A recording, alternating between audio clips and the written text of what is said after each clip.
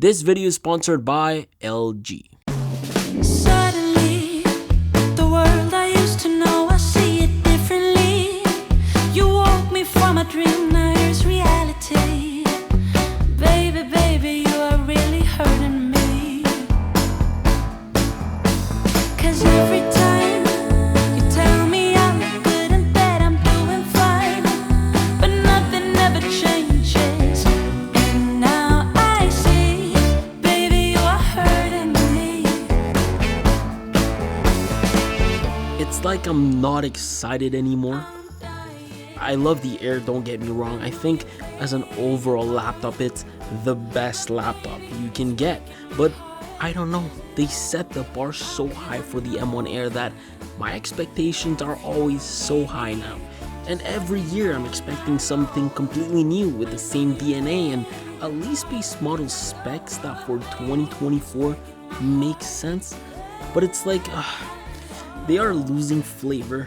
I want Apple to innovate a little more before releasing MacBooks. I think the yearly releases are getting kinda old. I don't know. What do you guys think? I think the plus side of Apple rolling out these chips so freaking quickly is how much cheaper the older generations are getting. Let me actually show you something. I got this off Amazon the other day for $999 in Canadian. Mainly because Apple did decide to take them off their shelves and replace them with the M2 Airs now. So I thought it was like great timing for me to just come in and get the last ones before they completely disappear. But yeah, if you guys genuinely enjoy these videos, don't forget to like and subscribe to the channel. Other than that, this is gonna be my laptop for the next month.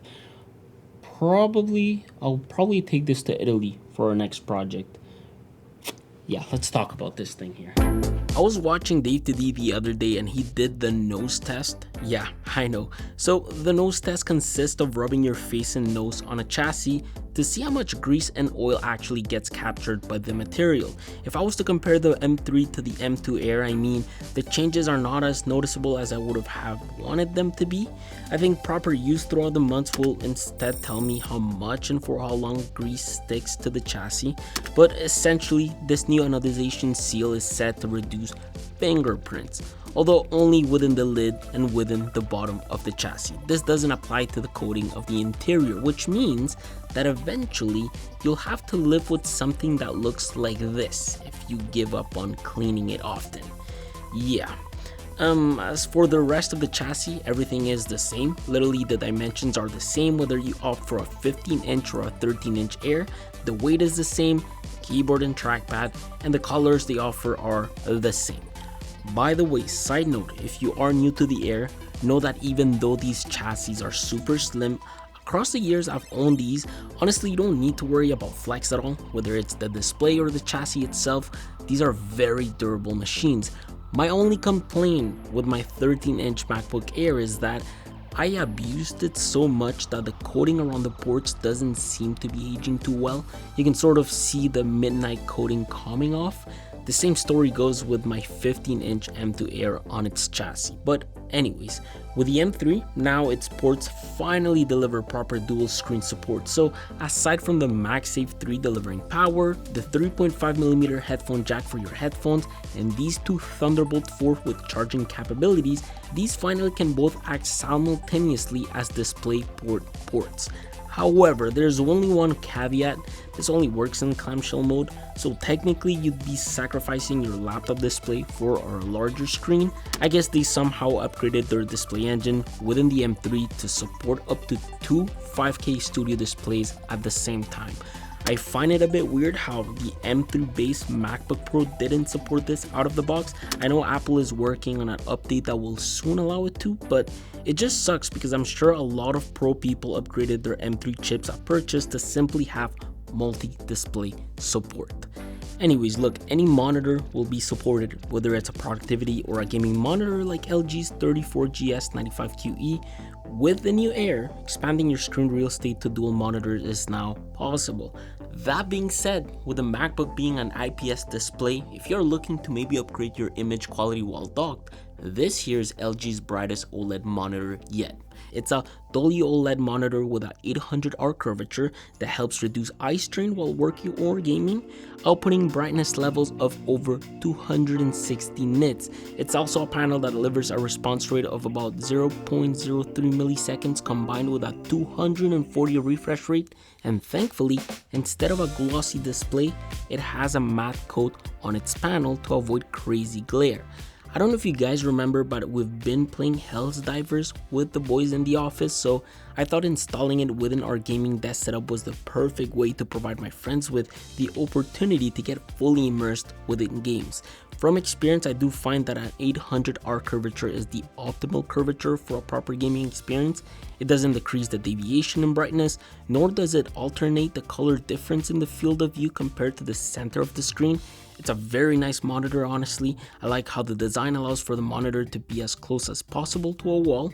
Like, the stand doesn't interfere if you don't plan on VESA mounting this. I also love how you can allow yourself to push brightness levels even more. Sometimes, depending on the game you are playing, it'll feel like the monitor is outputting 300 to 400 nits of brightness. It's crazy because with peak brightness being set to high, in HDR mode, this monitor delivers brightness levels of about 1300 nits. With proper adaptive sync, HDR True Black 400, and great ergonomics, I would definitely check this monitor out. I suggest you watch some reviews, or heck, maybe I'll put it through its paces and review it myself. I'll leave a link to it down below. When it comes to the Air's IPS panel, it's no different this time around. It's the same liquid retina display with 500 peak nits of brightness. We get the same standard 60Hz refresh rate we've been getting for a while now. I get it. I mean, it's a fantastic display which is very hard to beat. For something that's not OLED nor mini LED, I do find it amazing how it can deliver contrast ratios of 1500 to 1, and it still tries to achieve deep blacks within scenes as much as it can. As a whole, I mean, yeah, nothing has changed. We get true tone technology, a wide color gamut, the bezel-less design with the island that still continues to support a 1080p HD camera, the same as the MacBook Pro. I don't know if you guys can tell where I'm going with this, but I love to see an evolution to the screen. I know most people don't need it, but we've got laptops like the LG Gram with full OLED displays. The ZenBook is another one of them. Although where Apple really destroys its competition is within the speakers. I'm not sure how you can make these better, because even within the 13-inch, that 4-speaker sound system sounds fantastic, and it's even better in the 15-inch with the 6-speaker sound system with force cancelling woofers. That and screen real estate is why I'm starting to use the 15-inch a bit more. In terms of MacBook Air use, I went from a base model M2 13-inch to an upgraded M2 15-inch to now the same upgraded M3 15-inch model. With the past laptops I've been reviewing on the channel, I've been sort of wanting to go back to the Air, but its larger form factor. I think 14 inches for the Pro is great, and 15 inches for the Air is like the sweet spot at the moment, which of course poses different questions. Which MacBook should I get? Which specs should I even consider? If the 15-inch Air with upgrades is getting closer to the 14-inch Pro, why should I even consider the Air? I know, I feel you. It's actually really confusing. It's honestly almost annoying at this point. Look, let me try to simplify this for you as much as I can. If you are on a tight budget, I strongly suggest looking at refurbished models. Better yet, the best thing you can do is to wait for models like the M3 to come out so you can snatch the M2s or even M1s at better prices. And this applies to the whole MacBook lineup. But if you got a bit of cash to splurge because you've been saving up and you want the latest and greatest, things get even more complicated now. It's not because you have money that you should blow it on specs that will not yield a proper ROI for you. In fact, if you have money, you should take a look at all the possibilities. With the release of the base M3, I feel like it complicates the debate between the Pro and the Air. Why? Because both are finally laptops that support dual screens. However, with the Air, you lose the HDMI port, the SD card slot, the mini LED screen, better performance because of the non-fanless design, yielding better battery life, but you gain on weight, gain on screen real estate, and you save some money. Personally, for most, I think my M3 MacBook Air specs with 16GB of RAM and 512GB of storage is better compared to buying an M3 MacBook Pro base model that can either make you save $100 or spend an extra $100 for a full terabyte of storage. Then comes the bigger brother, the M3 Pro. The only MacBook Pro at $1,999 that makes sense. For an extra $300, you get all the goodies the Pro has to offer, plus a better CPU and GPU and 18GB of RAM. This, my friends, is the tangent that makes things complicated. Should you or should you not spend the extra $300 to get the Pro over the air? The answer to that is, it depends on your lifestyle. If you are a creator, whether you make videos, you edit photos, you code games, or even as someone that's into animation and 3D graphics, then yes, of course the Pro makes sense. Other than that, I think the M3 Air right now is the best laptop you can get, especially an upgraded model with 16GB of RAM and 512GB of storage. On top of that, if you don't mind the screen real estate, I mean, saving an extra $200 with a 13-inch is something I suggest doing. And so after doing my own research and reading threads and so on, I think for the majority of people, the Air makes the most sense. The Air with proper upgrades. Although some comments on threads like Reddit had really good points when it came to the Pro. Anyways, look, as much as I love the base models, the machines with 8GB of RAM and 256GB of storage, for the everyday Joe that needs a laptop, those specs are way more than enough. However, I've realized that with the current economic climate, people leaning more towards making career changes, trying out new things, whether it consists of a hobby or not, I feel like having a laptop with specs to future-proof yourself is great. I'm finally starting to think that 16GB of RAM and 512GB of storage should be the bare minimum. I mean, yes, I've said it before, Apple Silicon is so damn good at properly allocating resources to fully take advantage of its power, but there will come a day where you want to try something new, like, I don't know, game development or photography, and you might regret getting a base model machine.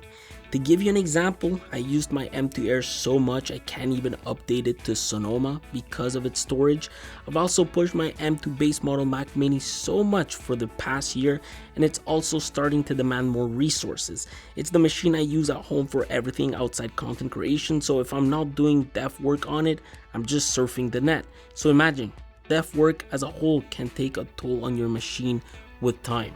For students, you can absolutely get by with no problem. I mean, even the M1 Air is a precious machine that I recommend looking into. But as soon as your professional life or your interests evolves, in industries like tech and content creation, you might want to stay away from base model machines, which is why I think eventually the next generation of MacBooks should probably come standard with 16GB of RAM and 512GB of storage, especially for something like the M3 MacBook Pro. If you do decide to get a base model Air, I would consider upgrading the SSD over the RAM, mainly because you'll have more storage, more space for your RAM modules to acquire memory from, and a faster SSD drive because of its chip. All in all, in terms of performance, how does the 15-inch upgraded MacBook M3 Air perform? It's actually been a really good laptop on paper, and for the little amount of time I've used it, of course. But look, coming from the M2 Air 13-inch MacBook base model, to then hopping on the M2 Pro MacBook 14-inch base model, to using an upgraded M2 Air 15-inch MacBook Air, out of the box I'm well aware of the real-world differences this will yield for me. So what I did is that because I haven't spent enough time with this machine to talk about my own performance experience, I decided to showcase 5 benchmarks that kind of mimics some of my everyday workflow. And I know what you're thinking, where's the M3 MacBook Pro in all of this? Well, that's Jan's laptop. It's a laptop that he mainly uses because I've been so happy with my M2 Pro that I haven't felt the need to upgrade that, but he really likes it. For him, it's one hell of a laptop. I just mainly want to compare laptops I've extensively used within my everyday life so I can give you a proper opinion based on these benchmarks. For starters, Geekbench 6 numbers demonstrate an increase in performance when it comes to single core scores, and in most cases multi-core scores, so much that out of all these laptops, the M3 Air is the closest one to the M2 Pro chip of the 14-inch MacBook Pro. GPU wise, it's on the weaker side, whether it ran it on OpenCL or Metal. The increase in performance from something like the M2 Air base model is noticeable, not so much from the M2 Air 15-inch loaded specs. However, compared to the Pro, it gets blown out of the water. When it comes to scores in terms of CPU performance, I feel like CPU scores don't translate as well as I would have liked it to on Xcode.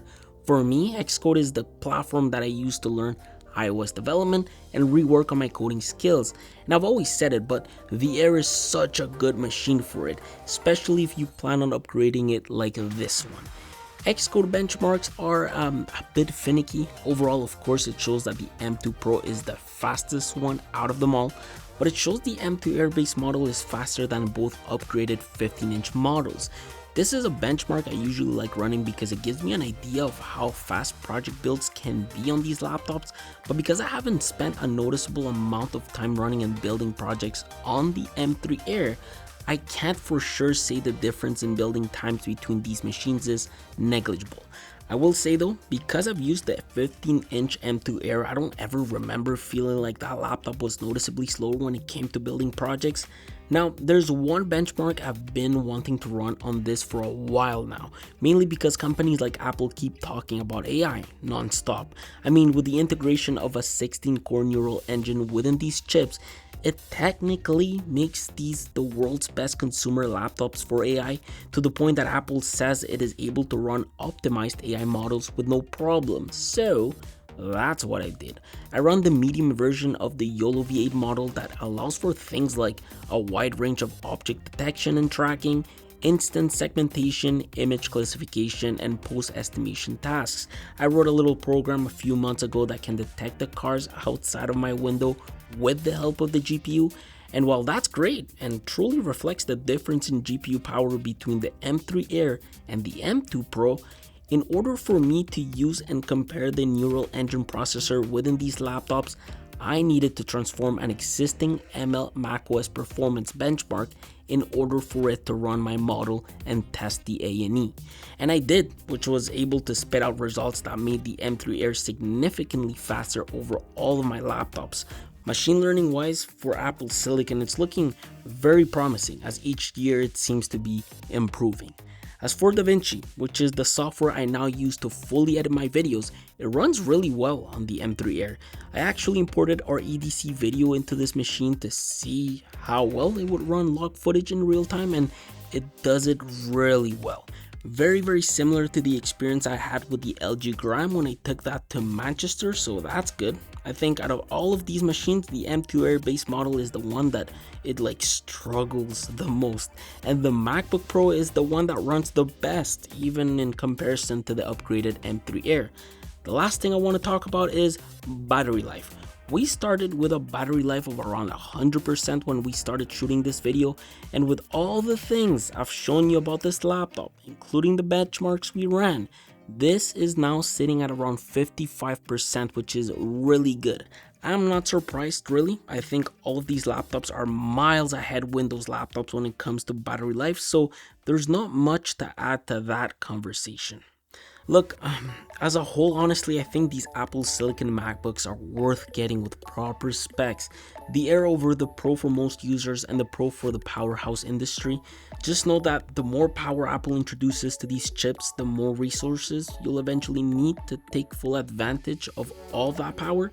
Till this day, I think for the casual user that knows will always be a casual user, base models are way more than just fine.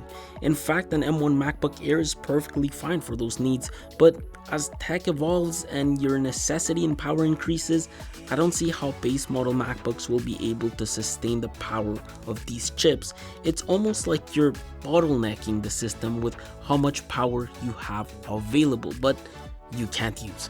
Anyways, let me know what you guys think. I feel like this topic is getting a lot more complicated with time to talk about.